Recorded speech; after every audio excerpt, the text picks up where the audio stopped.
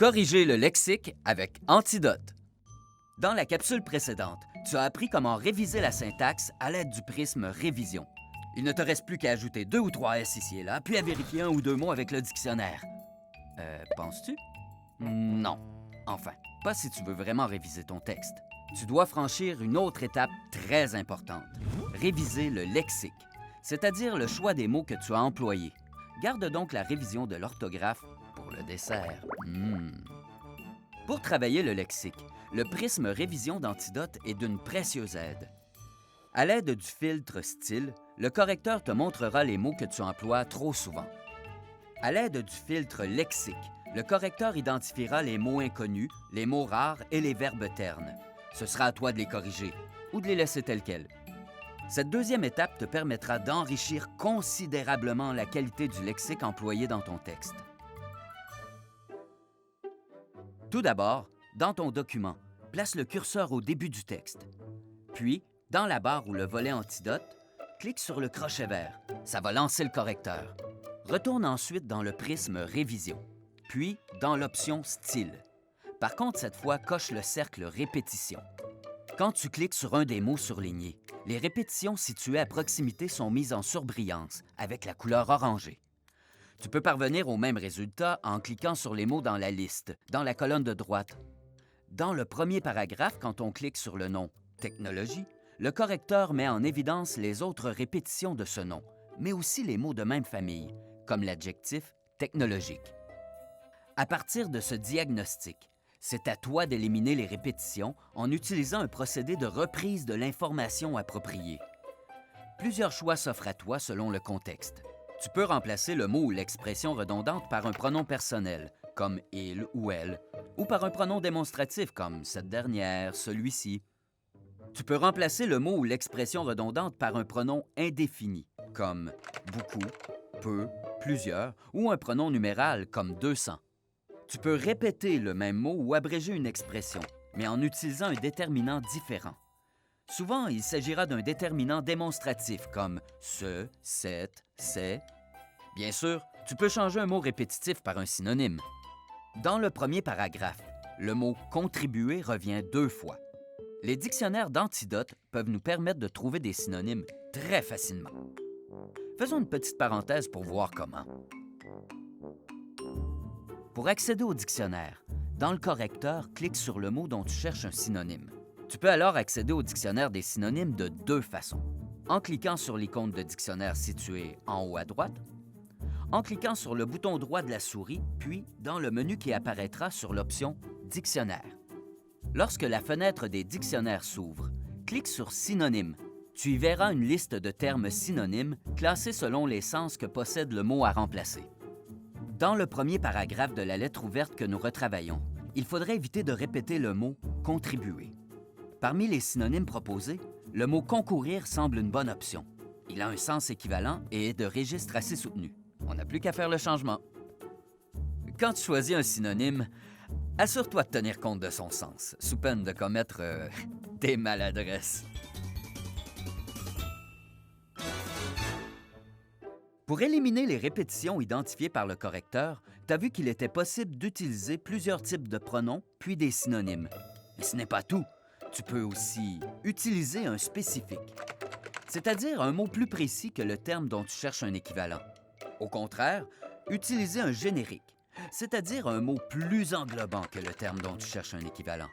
Tu peux également faire une association d'idées, c'est-à-dire nommer des exemples, des réalités bien concrètes, plutôt que des termes très généraux. Tu peux également faire une périphrase, c'est-à-dire une courte expression décrivant le sens du mot répété. Antidote peut t'encourager à varier les procédés de reprise de l'information plutôt que de compter uniquement sur la répétition. À la fin de cette révision, moins il restera de mots en surlignage jaune, moins il y aura de répétitions dans ton texte. En activant le filtre répétition, tu as peut-être remarqué la présence d'une barre coulissante. Elle permet de régler l'empan. Pas l'entend, l'empan. L'empan, c'est la distance à laquelle Antidote va chercher les répétitions. S'il est court, le correcteur repérera peu de répétitions. Et s'il est long, il en repérera beaucoup. Plus clairement, si tu laisses le curseur complètement à gauche, Antidote va repérer les mots répétitifs qui sont situés très près les uns des autres. À l'inverse, si tu le déplaces à l'extrémité droite, Antidote va repérer les mots répétitifs entre les paragraphes, à l'échelle de tout le texte. Au départ, on laisse le curseur à gauche afin de repérer les répétitions les plus évidentes et les plus malhabiles. Une fois que tu auras éliminé les pires maladresses, tu peux augmenter l'empan pour repérer et éliminer les répétitions à l'échelle de tout ton texte. Une fois les répétitions réduites, attaque-toi à d'autres éléments qui touchent le lexique. Pour ce faire, tu devras utiliser un autre filtre du prisme révision, le filtre lexique. Quand tu actives ce filtre, plusieurs options apparaissent. 3 d'entre elles sont particulièrement intéressantes pour tes besoins. En cochant la boîte « Mots rares », les mots inusités et exotiques que tu as employés apparaîtront en surlignage. Employer un mot rare, ce n'est pas forcément une erreur, ça peut être une belle preuve de culture générale. Toutefois, pose-toi quelques questions.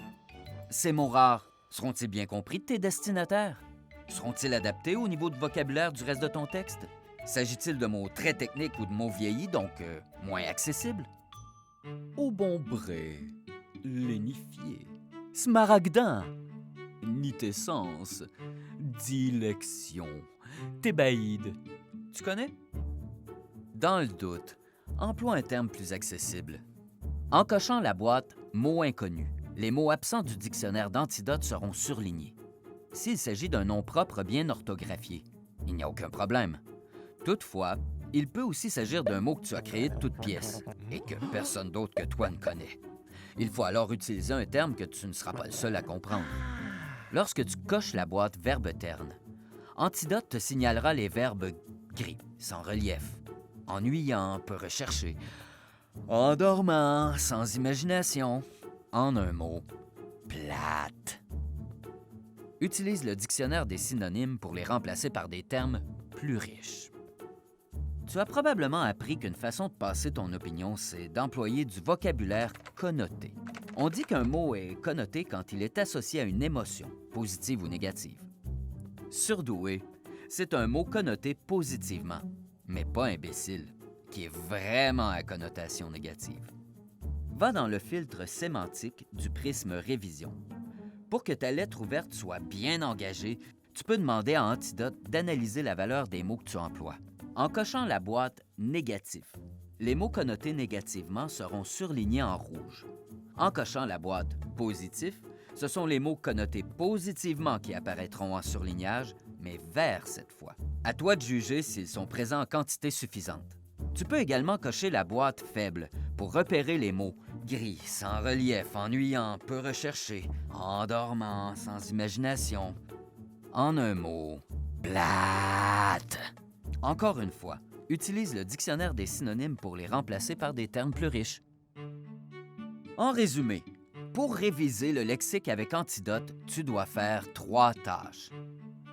Repérer et éliminer les répétitions à l'aide du prisme révision et du filtre style répétition. Repérer les verbes ternes, les mots rares et les mots inconnus à l'aide du prisme révision et des filtres lexiques. Analyser la force et la connotation du vocabulaire à l'aide du prisme révision et du filtre sémantique. Voilà! Antidote t'offre tous les outils pour retravailler le lexique d'un texte en profondeur. À toi de jouer maintenant. Question de savoir si tu as bien compris, passe maintenant au premier exercice. Il te permettra d'appliquer les étapes de révision vues dans les capsules vidéo 1 et 2.